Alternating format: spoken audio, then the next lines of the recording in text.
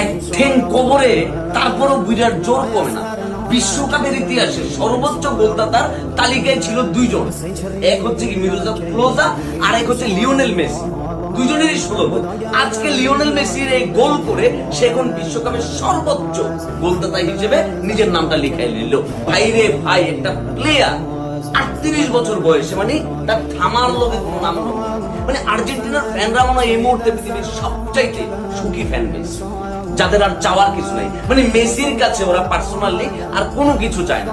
Messi যদি আরেকটা বিশ্বকাপ জিতে এটা তাদের জন্য বোনাস, মেসি যদি আরেকটা ব্যালন ডিওর জিতে এটাও তাদের জন্য বোনাস। মানে মেসি ফ্যানরা সর্বোচ্চ লেভেলে খুশি। যাই হোক, আমি অ্যাজ এ ক্রিস্টিয়ানো রোনালদোর fan, as a Neymar fan, আমার মনের ভিতর দুঃখ আছে, বাট আমি আমার জায়গা থেকে খুশি। তবে আর্জেন্টিনার ফ্যানরা একটু বেশি খুশি।